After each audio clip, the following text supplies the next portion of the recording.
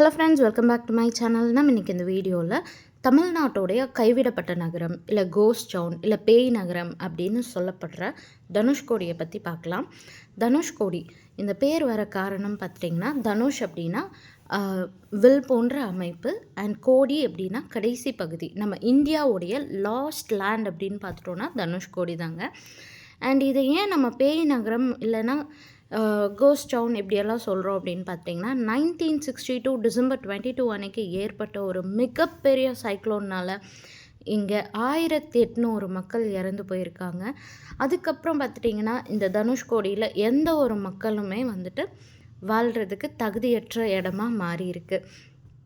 அதனால தான் இந்த ஊருக்கு கோஸ்ட் டவுன் இல்லை பேய் நகரம் அப்படின்ற ஒரு பேர் வந்தது.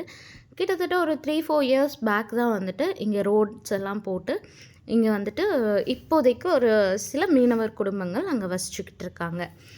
அண்ட் இதுக்கு முன்னாடி தனுஷ்கோடி, அதாவது 1962க்கு முன்னாடி தனுஷ்கோடி எப்படி இருந்துச்சு அப்படின்னு பார்த்துட்டிங்கன்னா, ஒரு அழகிய ஒரு துறைமுகமாக இருந்திருக்கு. ரொம்ப சந்தோஷமாக இங்கே மக்கள் வசிச்சுட்டு வந்திருக்காங்க.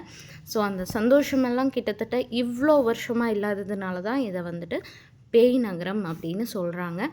இங்கே மக்கள் போய் ஒரு டூரிசம் டெவலப் ஆச்சு அப்படின்னா அங்கே வாழ்கிற மக்களுக்கு இன்னுமே ஹெல்ப்ஃபுல்லாக இருக்கும்.